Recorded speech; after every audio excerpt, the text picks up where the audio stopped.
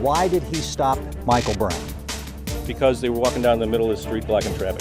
That was it. The pain and rage of one grieving family echoed and erupted. We had never seen anything like it. You must leave the area. What kind of weapon is that? But we had seen the roots of that anger. We should be able to drive without being harassed. Mostly white cops busting mostly black and poor residents. They treated me like a wild animal. Community courts turned into debtor prisons. I'm in jail because of some traffic tickets I had. And the politicians who pushed all of it. Mayor, you just want to ask. I told you nothing on camera. It's not funny. What? All lives matter. Ferguson exploded over the death of Mike Brown. Who are you? Mike Brown. But Ferguson's deep-rooted problems were only a small part of a widespread system of injustice that has poisoned our community for so long, many of us had learned to accept it. The deadly police shooting of Mike Brown and the reaction to it rocked our community and the nation. But this is not the story of what happened in Ferguson, though Ferguson is part of it. Ferguson did help expose why so many people are angry with law enforcement, and that's what we will examine tonight. This is a commercial-free, hour-long investigation of an injustice system carried out by cops, courts, and greedy politicians. Melvin Lands, a disabled ex-cop, was tasered and jailed over what he calls a misunderstanding with white police officers from Ferguson. They went out of their ways to torture me and make my life as miserable as they could. The incident ended with allegations of police brutality, mistreatment in jail, and a pile of tickets that cost Lands a bundle of cash, a case that was eventually amended to littering. It totaled up to over $1,400. $1,400? Yes. For littering? For littering. In a scathing report, the Department of Justice found a practice of abusive police behavior in Ferguson. It was fueled partly by greedy public officials who encouraged police to be more aggressive and issue more tickets that brought millions of dollars of revenue into the city. But News 4 Investigates found Ferguson was only a small part of a sweeping system of injustice being carried out throughout much of the St. Louis area. Our investigation also brought us to the North County city of Bellefontaine neighbors. We just want to ask. I told you nothing on camera. Mayor, we want to ask you some questions. I told you nothing on camera. But Mayor Robert Dorr refused to talk on camera about a police policy that critics say is indefensible and has hurt the relationship between cops and the community. This is a Ferguson waiting to happen. Well, I think it's unfair to the community. As a Bellefontaine Neighbors officer for a decade, retired Corporal Joe St. Clair was ordered to carry out what he called a detailed quota system for tickets and arrests. If officers failed to meet their monthly mandated number, they could be fired. I believe the chief put an illegal mandate on the officers, yes. St. Clair gave us copies of a spreadsheet used by the Bellefontaine Neighbors Police Department. It identifies 7 different activities that officers are required to do. Those include writing ordinance violations, traffic arrests, uniform traffic tickets, parking violations, and traffic warnings. St. Clair had to do 50 of them every month. Did you and other officers feel like your pay was at risk if you didn't write enough tickets? Well, of course. Progressive discipline eventually to suspension, demotion, and even termination.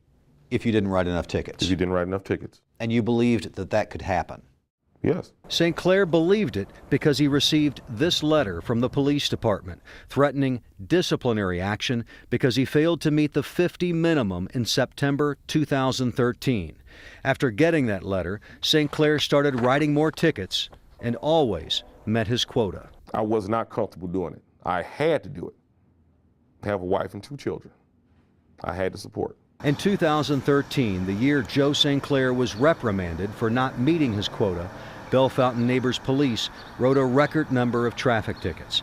In all, 5,332 citations, a rate of more than 1 for every 2 residents, and a stunning 114% increase in just 1 year that he says made people afraid of the police and resent them. This policy he had set in place, it weakened our relationship with the community. It really did. You'd have to check in through here. The self-initiated activities also brought the city a lot more cash. According to state records, Bell Fountain neighbors increased municipal court collections from $379,000 in 2007 to $1.3 million just 7 years later in fiscal year 2014. We should be able to drive without being harassed. We met Chantel Lockhart after she appeared in municipal court to respond to traffic tickets that were dismissed. We showed her the city's quota policy for officers, and she got even angrier. Go out there and get some for real criminals. It's absolutely unethical. Tim Fitch retired last year as the St. Louis County Police Chief. He says quotas keep police focused on making numbers and protecting their jobs instead of protecting and serving the public. A lot of the officers will tell you privately, I have to do this or else. But most of the time, the mayors and the police chiefs aren't stupid enough to put it in writing. You don't feel like they can do their job as a police officer unless they meet these required minimums? This is their job. This is what they swore an oath to do. Robert Pruitt, then the Bell Fountain Neighbors police chief, defended the policy, calling it a well-rounded list of activities designed to encourage good policing. Everything that's on this list and that's on here is part of a police officer's job. It's the totality of the job. The Department of Justice investigation found that the Ferguson PD also used a quota system and that it unfairly impacted African Americans who were far more likely than whites to be stopped, searched, and arrested. Some officers even compete to see who can issue the largest number of citations during a single stop.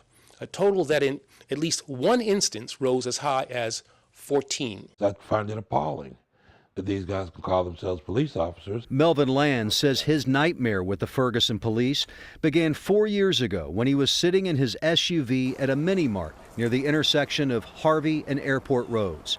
A police report said Land's wife tried to punch him and that he refused to cooperate with the cops, but Lands denies it. Instead, he says, he told the officer he had it under control and asked the cop why he needed to see Lands' license. I just asked one single question, and because of that, for the next 3 days, my life was pure hell. Police saw a gun in the car, prompting one officer to hit Lands. Then Lands says he was tasered 3 times, even though he never fought back. While he was tasing me over my heart, he grabbed my arm and snatched me out on the ground. As soon as I hit the ground, another officer tased me in the stomach, and he tased me over my kidneys. And he held it on there for a while, and to the point I was just writhing in pain. Then facing 8 separate charges, including unlawful use of a weapon, failure to obey, and failure to wear a seatbelt. Land says he was taken to jail for 3 days and denied immediate access to his medicine. The city eventually agreed to plead the cases down to littering. I think it's a way of basically them saying that they were wrong. And the charges that they had initially placed on me were trumped up. But they weren't going to go so far as to let me go completely. So they felt there's a way that they could still extract money out of me. Ferguson city officials declined to discuss the case or the fines paid by Melvin Lands. Only in America. Only in Ferguson, Missouri. Our investigation also found police chiefs pressuring cops to write more tickets in other cities too, including Country Club Hills, which is right next to Ferguson. On this day, Major Michael Adler was accompanied by a second officer who helped him communicate with the driver that Adler had just pulled over, allowing the major to get credit for writing 3 tickets, but not requiring him to stand on his feet for long or repeatedly get out of his car. She gave me 7 tickets at one time, and I had to hire an attorney to get out of that. Outside Country Club Hills Municipal Court, Patrick Logan told us it cost him about $1,000 to pay off the citations that Adler gave him. I'll go around, I'll go Jennings, I'll go through Ferguson, I'll go anywhere but through here, because honestly, I'm just scared to get pulled over. Stacking tickets for maximum fines is a common practice in some communities, including Country Club Hills. News 4 Investigates examined hundreds of pages of Country Club Hills municipal court records, finding that officers, and Adler in particular, routinely issued 5 or more citations per traffic stop. Example, if you were cited for failing to register your vehicle, there's a good chance Country Club Hills cops also ticketed you for related violations like operating an uninsured vehicle or not having a license plate. One citation might cost you $100 to $200 in fines and other court costs, but 4 or 5 tickets could easily reach $1,000. I don't want to address that today. Country Club Hills Police Chief Clifton Ware has pushed his cops to get more aggressive. In a May 2013 memo obtained by News 4 Investigates, the chief says some officers were ignoring what he called the issue of traffic productivity. The chief wrote, "For those of you who have chosen to and continue to ignore this issue, those officers, supervisors, and command officers will be reassigned to a vehicle that is not equipped with a computer, unless there's a dramatic and noticeable change in those officers' productivity." I want to speak with our city attorney, like I told you. Then I'd get back with you. We can sit down and then I'll review whatever you might have. But despite his promise to talk with us, the chief never responded to our repeated requests after we approached him that day. Why wouldn't you comment on that? When you want to sit down, we have time, I can go over the paperwork that you have. We'll do that. Chief Ware's strategy worked. According to the Attorney General's Vehicle Stops Report, Country Club Hills increased traffic citations by 96% in 2013, the year the chief issued that memo. It was the second highest increase for a police department in St. Louis County that year, second only to Bellefontaine Neighbors. Country Club Hills, Bellefontaine Neighbors, and Ferguson are all mostly African American, and the overwhelming majority of people getting tickets are also black. But in Ladue, one of the wealthiest and widest suburbs in our region, critics say blacks were an even bigger target. They knew that it was something that I wouldn't tolerate. Larry White was the Ladue police chief from June 2007 to August 2009. He says then Mayor Irene Holmes encouraged him to harass blacks, but ignored DWI cases involving wealthy, white Ladue residents. There was 4 blacks in the car, and the officers pulled them out, and she got very excited. That's what we want. That's what we want to see. Pull them out, get them handcuffed, and let their friends or their brothers, or I don't know what phrase she used, but so that others of those people can see what happens to blacks and that we don't want them here. As chief, White cut the number of blacks stopped by police by 30%. He was fired after only 2 years. He sued for wrongful termination, but the case was dismissed. The city denied his allegations and in written statements insisted that the mayor never told him to target blacks or take it easy on drunk drivers. Do you think these traffic stops, searches, and arrests are based mainly on race? Of course. Adolphus Pruitt, the president of the St. Louis City NAACP, helped negotiate a memorandum of understanding several years ago with the city of Ladue that he hoped would address the issue. But he believes the attempts failed because blacks are still being stopped in Ladue at a rate 16 times higher than whites. We, both parties to that document, NAACP, City of Ladue, have failed to abate the cause, and that's why the outcomes are the same. But News 4 Investigates' review of state records found there has been significant improvement in some respects. Example, the number of blacks stopped by Ladue police hit a peak in 2006 and since then has dropped 56%. The city insists it tracks police encounters in detail and analyzes them to prevent the possibility of racial profiling.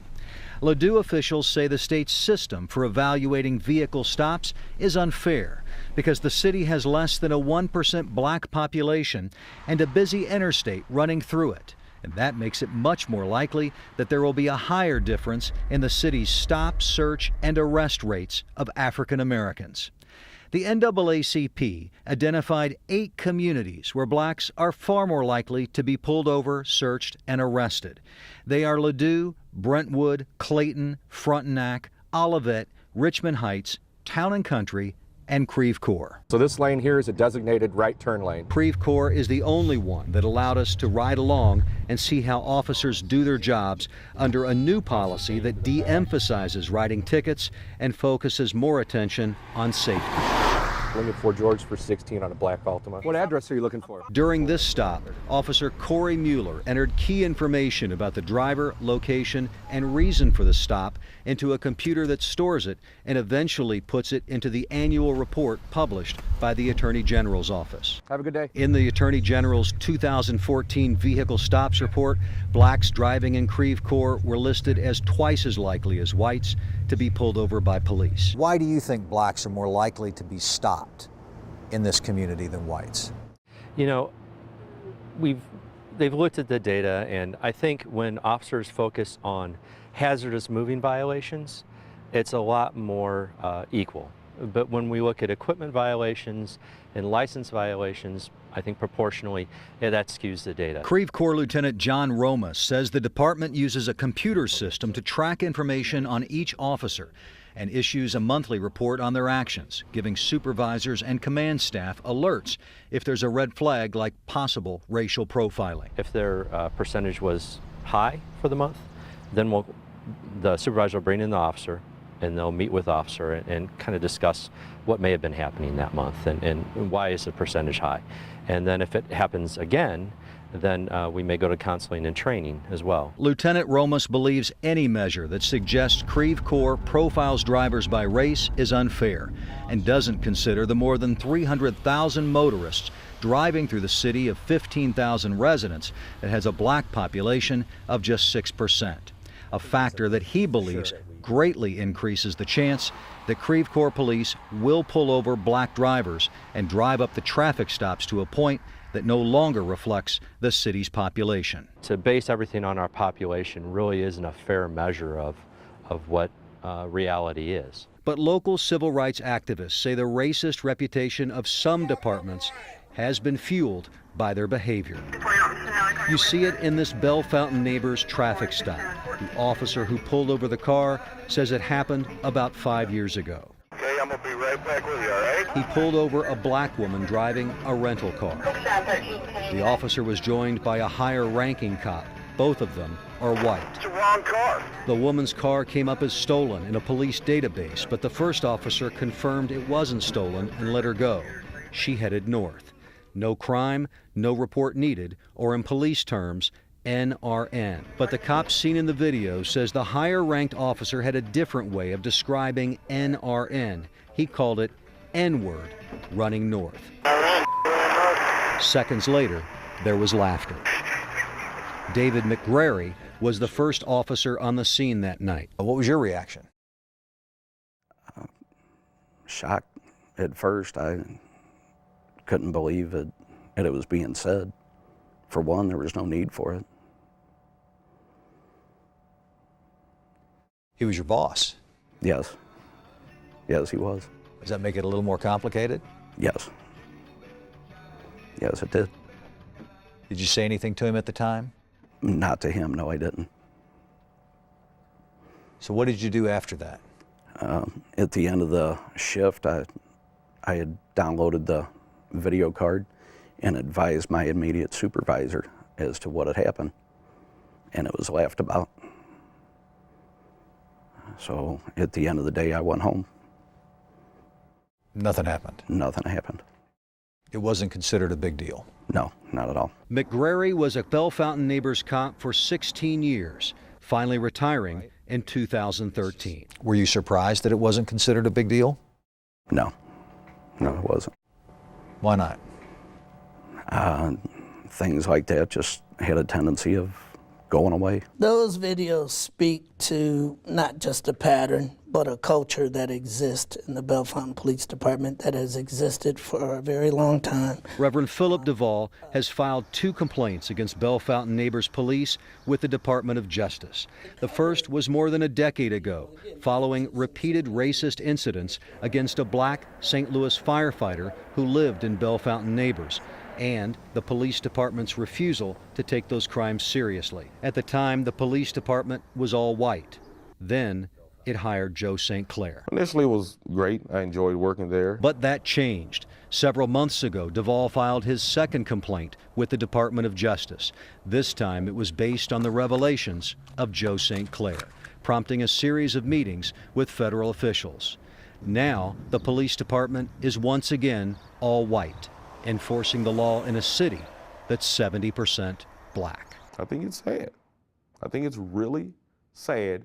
In response to our investigation, Bellefontaine Neighbors ended its quota system and no longer employs the cop who used the N-word during that traffic stop. Up next, a look at heavy-handed municipal courts and the impact they're having on our community. I'm in jail because of some traffic tickets I had.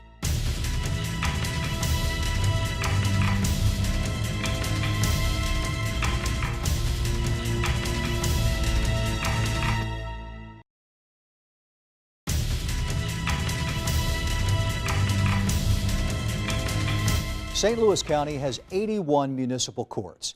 Even municipalities smaller than some subdivisions have police and courts.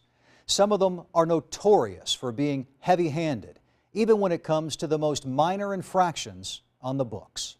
I was kind of like, what's going on here? Nicholas Durrell had never been arrested. I was unaware of what the process would even be. But he soon learned, getting cuffed and jailed, not once, but twice, because he failed to appear in Florissant Municipal Court to pay a $10 ticket for not wearing his seatbelt.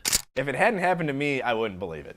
But the more we investigated our local municipal courts, the easier it was to believe that Nick Durrell was just one example of a badly broken system, a system where even small amounts of cash seem more important to cities than treating people with respect and fairness. Have you played?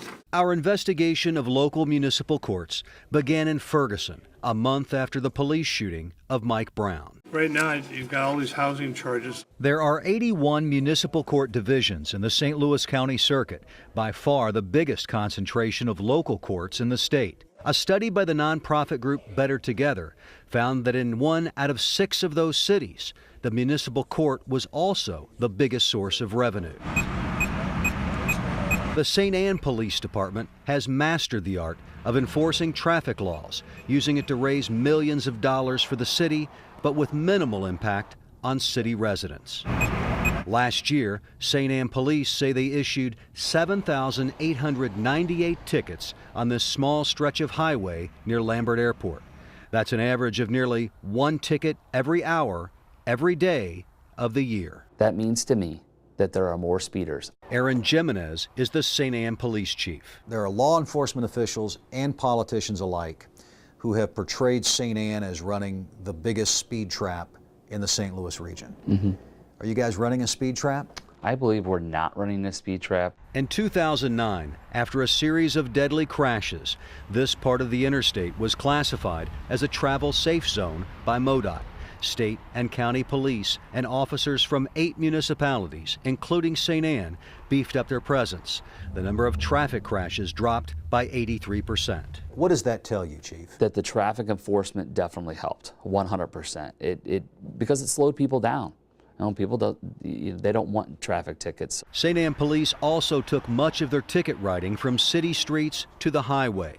In 2009, St. Anne stopped 10 times more vehicles on city streets than on I-70. Last year, the number of vehicles pulled over by St. Anne cops on I-70 was more than double the stops on city streets. That pushes much of the financial burden of St. Anne traffic tickets on drive-by visitors, not residents. Though Jimenez, one of the few elected police chiefs around, insists he's not playing politics. We want people to slow down. We want people to obey the law. That strategy has also helped more than quadruple the fines and fees collected in St. Anne Municipal Court during the last 7 years, eventually climbing to $3.2 million last year alone. That represents about 30% of the St. Anne budget. I'm not hiding the fact that how much ever money we do bring in, that it doesn't help. I mean, I know it helps. It helps for giving the officers overtime for them working the detail. Also to have those reserve officers where they're not getting paid, but if they go up there to do the detail, they get paid the 15 to 17 hours, dollars an hour to do that. So that's a benefit. Do your officers get any incentive to write more tickets? Absolutely not. But the officers working the interstate detail are competing for jobs. Jimenez says the last 19 cops hired by the department were reserves, and nearly all of the officers working on this detail are reserves. Last year, St. Anne wrote 60% more tickets on the highway, even though Jimenez says they spent less time there. I want the public to know that I'm going to continue to be proactive. When you get a ticket, you also receive a court date. A federal lawsuit was filed recently against St. Anne's Municipal Court because it allegedly violated the rights of poor defendants by throwing them in jail because they couldn't pay small bonds. If I miss this court date, I'm going to have a warrant, period. That's what they said to me. We met Susan Warren outside St. Anne Municipal Court. The day before court, she had gastric bypass surgery and still wore her plastic hospital bracelet. She checked out of the hospital early because she says a clerk told her she would be arrested for failing to appear for her first court date. I just felt that was so cruel because I was speeding in your city. I have to leave a hospital where I'm having surgery because you would not give me another court date. St. Anne's Municipal Court clerk insisted no one there would have told her that, adding that the judge doesn't issue warrants for failing to appear in court the first time. Miscommunication is a common problem with municipal courts, where you often can't reach someone who can answer questions or is willing to search for records. The records of only a few municipal courts are available online. $75 plus cost, okay? Our investigation also found a deep racial divide in courts. The overwhelming majority of municipal courts in St. Louis County have white judges and prosecutors. In Ferguson last October, all 17 employees working at the municipal court were white. 90% of the defendants were black. Well, I think it sends a bad signal. I agree with you totally on that. At the time, Ron Brockmeyer was the Ferguson municipal judge. We do have black officers that are in our court. There's just none in there today. And we used to have a black clerk, but she became a black officer. So we did have a black clerk who used to sit up there, but she's now a black officer. You need to contact him, tell him you were here and it was continued. LaRon Sladen was in court that day for a traffic ticket. It's a very strong first impression.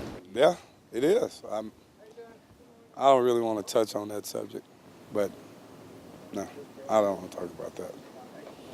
Do people in the community talk much about it? Of course.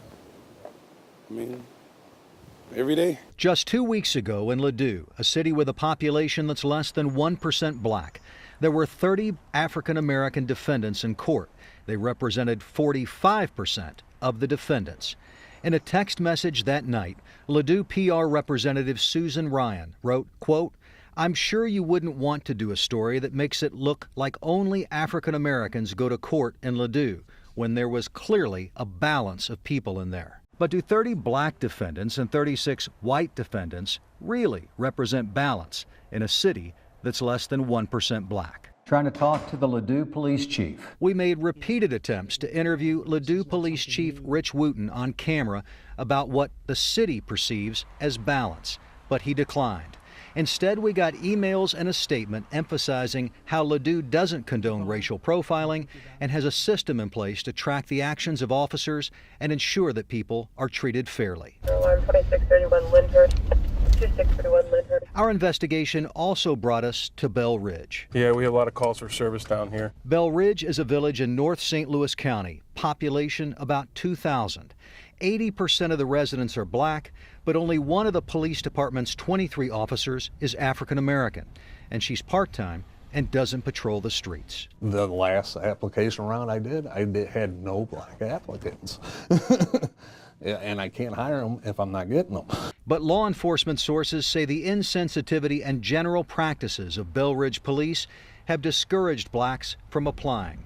Example, Bell Ridge cut back on a highway speed trap 4 years ago and started handing out more tickets on city streets, which wound up tripling the number of blacks stopped by police since the change in strategy.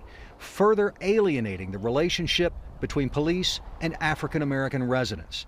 During the same period, the number of white drivers stopped by police remained almost the same. I think there are people who would look at these numbers and suggest that the Bell Ridge Police Department is targeting blacks.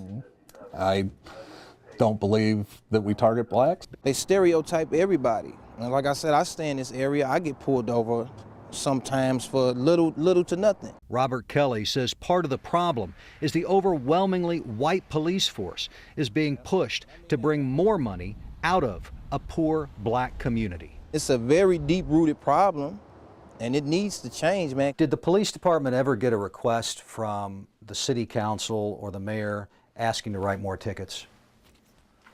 No written request. I mean, again, a lot of small departments have to generate some revenue. When we dug even deeper into Bell Ridge's records, we discovered something that appeared to surprise even the police. During a 3-year period from 2011 to 2013, Bell Ridge police claimed they never found a white motorist with any contraband. No drugs, no alcohol, no weapons, not once, out of 746 stops. You'll agree that doesn't make any sense. No, that does not make sense. In its 2014 budget, Bell Ridge planned a cost of $101,000 for its municipal court. According to state court records, in fiscal year 2014, the Bell Ridge court raked in $513,000, about a third of the city's budget. Why should courts make money? Thomas Harvey is the executive director of Arch City Defenders, a nonprofit legal group that has documented the abuses of municipal courts for years. Why should a municipal court be a profit center? It's okay if you want to recoup the money you pay out, actual court costs, to employ a judge and a prosecutor and a clerk and a bailiff, but why should a court be a place where we make money? In the state courts, any additional revenue is turned over to the state for education. It's only in our municipal courts where that additional revenue is left to the town. That's just 100 plus costs, okay? During the last fiscal year, Missouri's municipal courts collected $153.3 million. It's unclear how much of that was profit.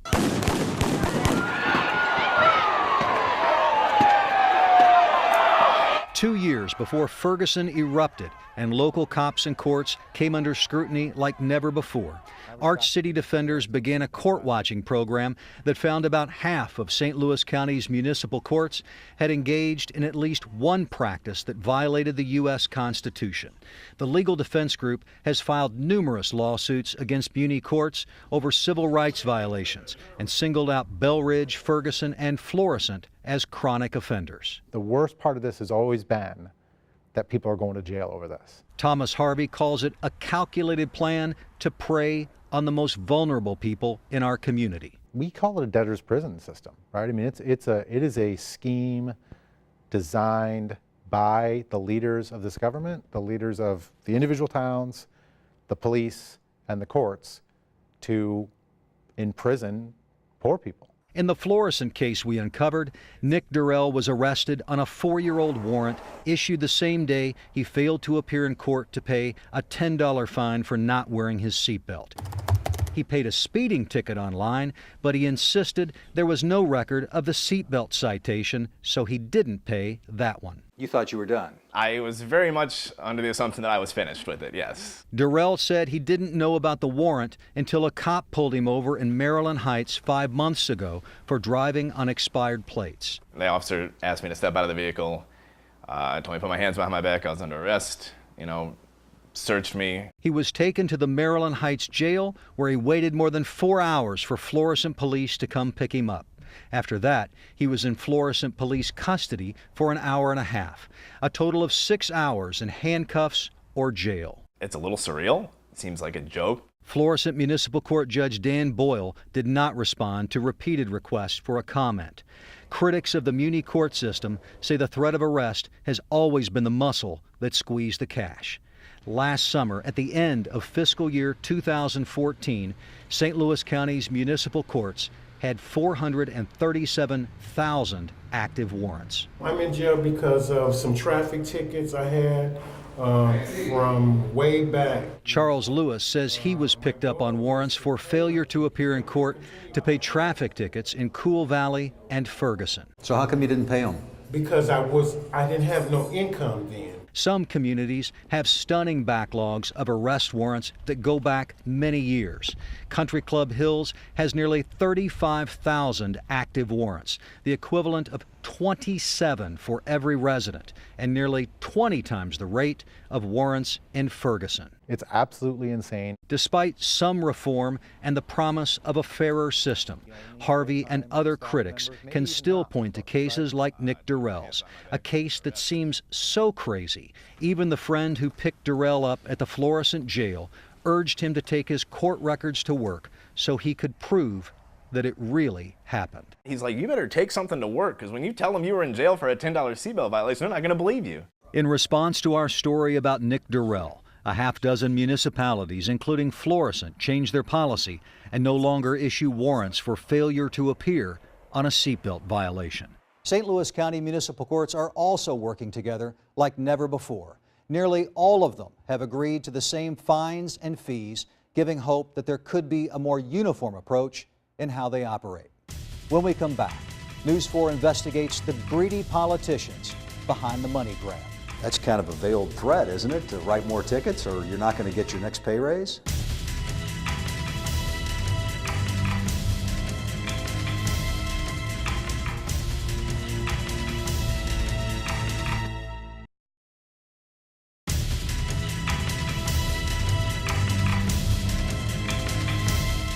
The Department of Justice's investigation in Ferguson exposed the greed of public officials who used police and courts to raise revenue. But that isn't unique to Ferguson. In fact, some municipalities dig even deeper into the pockets of the people in their communities, and they are enabled by public officials who insist they have our best interest in mind. At the cars of a squad car, the moment his hands went up. Anthony Gray seemed to be everywhere. He should be in handcuffs. As an attorney for Mike Brown's family, Gray received international attention, blasting the city of Ferguson and insisting that Officer Darren Wilson should be arrested for killing Brown. We think at this point the grand jury should be scrapped, that charges should be issued. But at the same time Gray was turning up the heat on Ferguson, he was also the director of public safety, commonly referred to as police chief, of nearby Pine Lawn, a small police department widely considered to be one of the worst in the St. Louis region. We would like to talk with you. Gray was in charge of the Pine Lawn PD for most of last year. His top commander was Steve Blakeney, a cop who has been accused of raping one woman, punching another, and was a frequent target of complaints filed by Pine Lawn residents. Can't talk about Steve Blakeney. How many times have you filed complaints against former Deputy Chief Steve Blakeney? At least 12. Carolyn Daugherty told me that she has been repeatedly harassed, ticketed, fined, and even jailed for minor traffic-related violations because Blakeney and the mayor disliked her brother.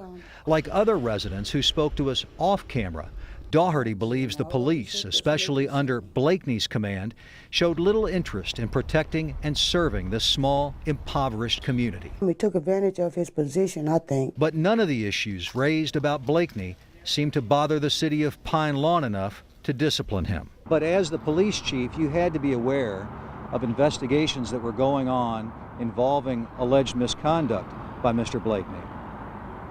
That's not true. Blakeney has denied all of the allegations made against him. Sources say he was protected. We don't have a quorum this evening? By former Mayor Caldwell, who resigned recently after pleading guilty to extortion and attempted extortion charges.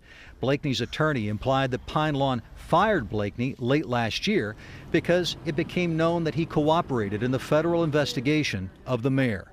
Caldwell and Blakeney both declined several requests for an interview. You think that there are people who may be suing the city of Pine Lawn because of Mr. Blakeney's actions? There's a potential of that.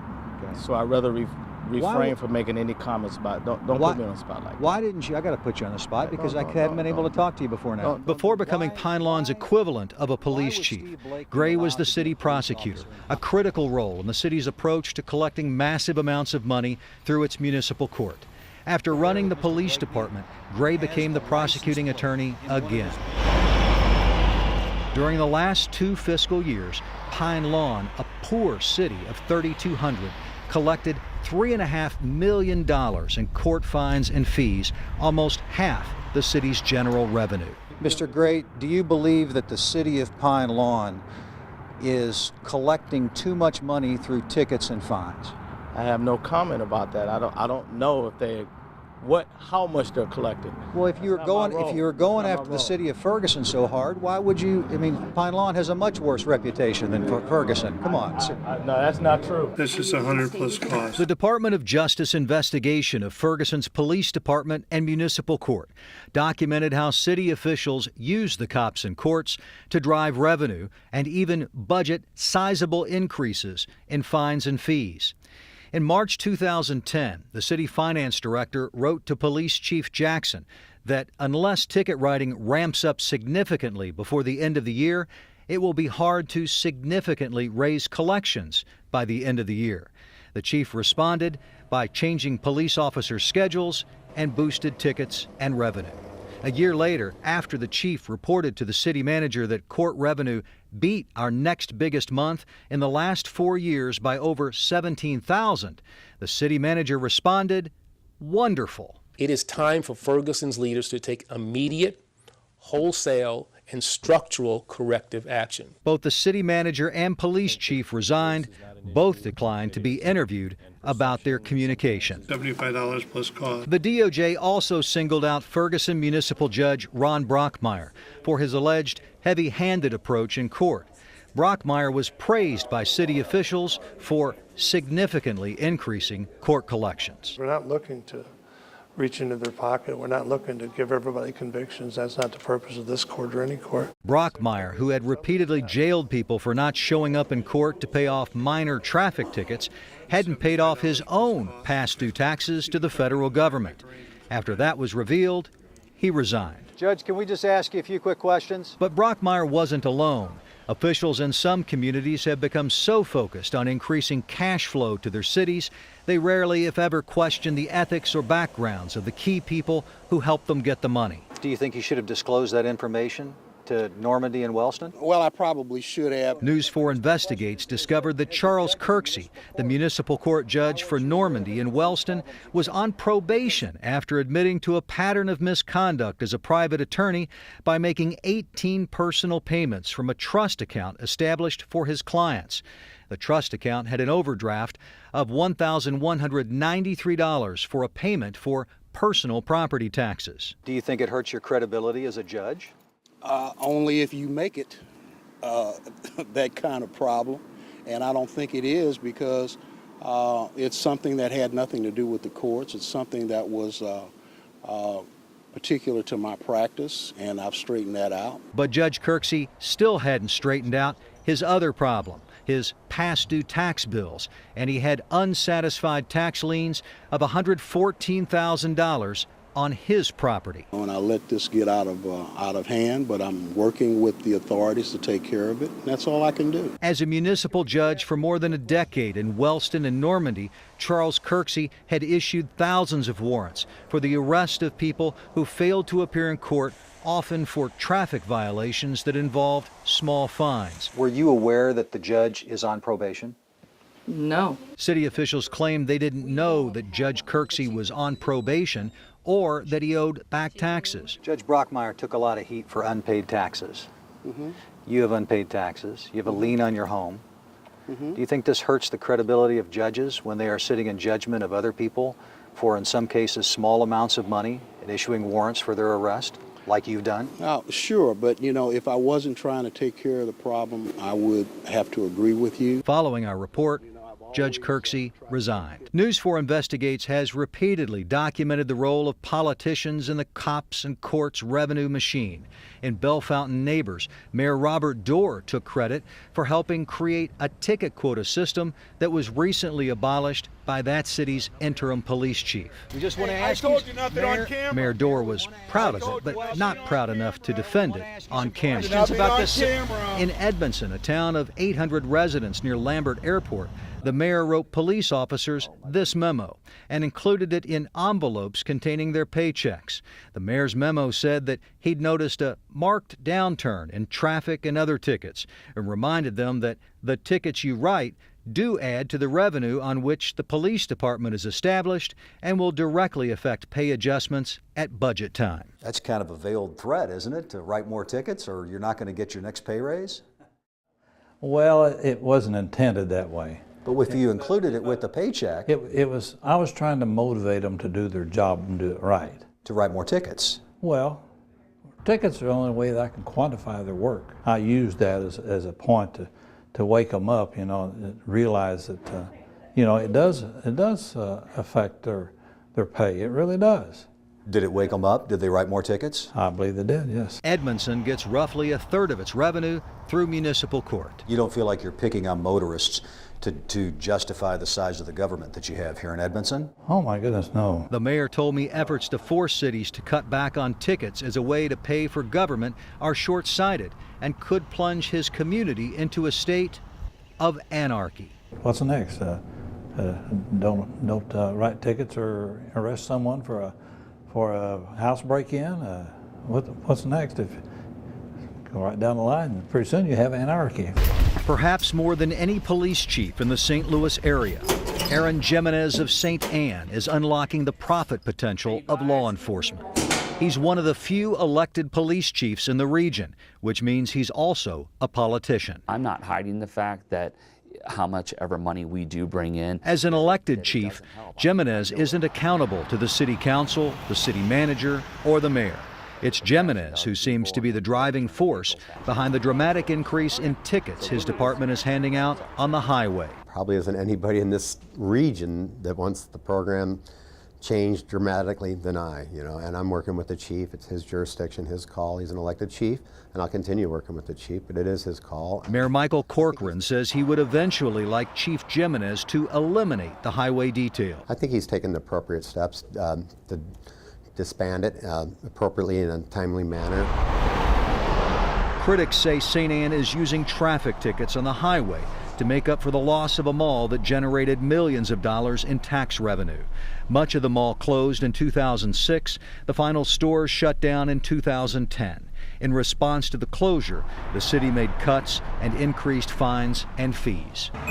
As a result of the heavy focus on highway traffic enforcement, drivers who live and vote in St. Anne are far less likely to get a ticket and a fine. I'm going to issue a citation for the speeding. During a recent session of municipal court, Arch City Defenders says 85% of the defendants lived outside of St. Anne. I want the public to know that I'm going to continue to be proactive. A day after that initial interview with the chief, he left for an extended education program.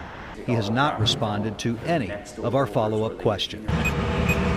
The money-driven cops and courts have kept some governments running, but barely. I think it's crap. I'm innocent. Pine Lawn. Every time I turned in a complaint, they never received it. Some residents say it's a community in crisis thanks to a greedy government that has failed them. We don't have any law and order. Serve and protect, we don't have that. We protect ourselves and they serve us the tickets. Politics has even dominated some of our attempts at reform, whether it's legislation or the Ferguson Commission.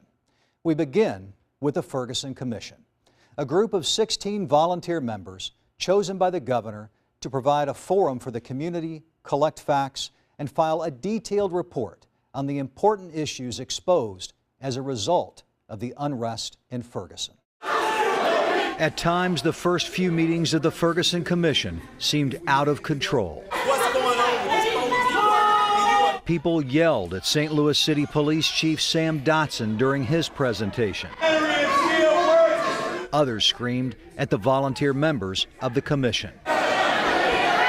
Following the anger and frustration, the commission was also criticized for how it spent money. hiring $125 an hour consultants without putting those contracts up for bid. The important point is here that the commission had to get up and running quickly with folks who had proven expertise. In addition, the Ferguson Commission hired Bethany Johnson-Jevois, one of its own members, to serve as executive director at a salary of $139,000. The commission has revealed minimal information on its website about how it spent money, including taxpayers' money. Documents obtained by News 4 Investigates show the commission spent tens of thousands of dollars in private money preparing for and holding its first few meetings alone. But Mrs. Johnson-Jevois insists the commission takes disclosure and financial accountability seriously. We have worked hard to ensure that the public understands everything that we're doing, including the financial picture. I've not heard a word from the Ferguson Commission, and I represent Ferguson. State Senator Maria Chappelle-Nadal says she had 4 bills that were a direct response to issues resulting from the Ferguson unrest and were issues being explored by the commission. But she says commissioners never asked questions about them or offered support. So I don't think that they've done their job. Other critics told me the commission has failed to live up to high expectations. What do you think of it? Disappointed. Initially had a lot of positive hopes for it. Reverend Philip Duvall, a longtime civil rights activist, applied for the commission but wasn't selected. He says one of the commission's biggest benefits will be the cushion it may provide for Governor Jay Nixon, who was widely criticized for decisions he made during the Ferguson protests. There's political theater, something that speaks to the way the governor handled it or mishandled Ferguson. So it speaks to political theater to show to the rest of the world or the country that they're putting some type of effort to address it. A lot of those things nobody agreed to, including the statements I made. But the Ferguson Commission has engaged the community, and its staff and volunteers get their hands dirty and engage their minds in work sessions like this one. People need to be able to sit in the courtroom even if they don't have a ticket. In this one, they focused on municipal courts.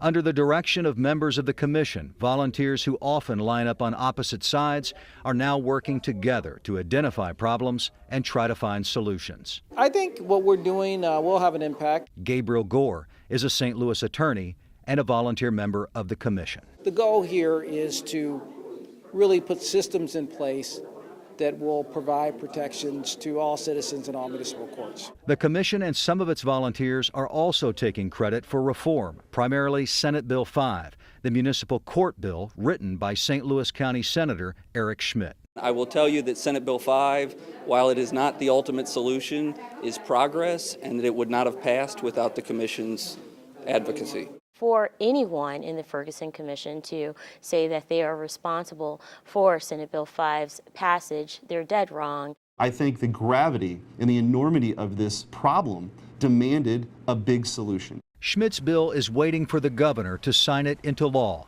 It requires sweeping changes. Within 3 years, municipalities would be required to have annual audits by a CPA and adequate levels of insurance. Within 6 years, all police departments would need to be accredited, a big challenge for many St. Louis County departments. The bill also would require courts to be more transparent and accessible.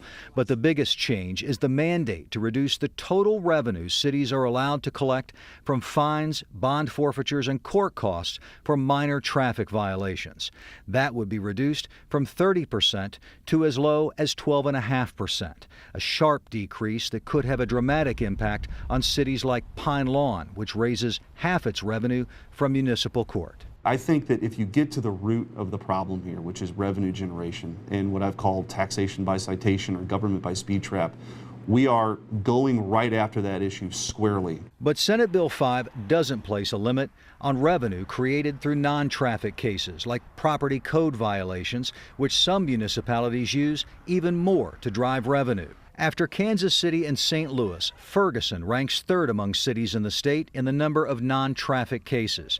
Pine Lawn, with a population of just 3,200, is fourth, with 9,393 non-traffic cases just last fiscal year, a stunning ratio of 8 for every household in a community where 4 out of 10 people live in poverty. SB 5 doesn't go far enough, as far as I'm concerned. Thomas Harvey is the executive director of the nonprofit legal group arch city defenders. The danger of some of the talk of reform is that I fear this community is going to believe we're done. The Ferguson Commission is far from done. That's readily doable. That's a question of funding and available resources. With nearly $1 million budget and a mixture of support and criticism of its actions, the small staff and 16 volunteer commissioners must deliver a detailed report to the governor in September. So defendants aren't informed about their rights and the procedures.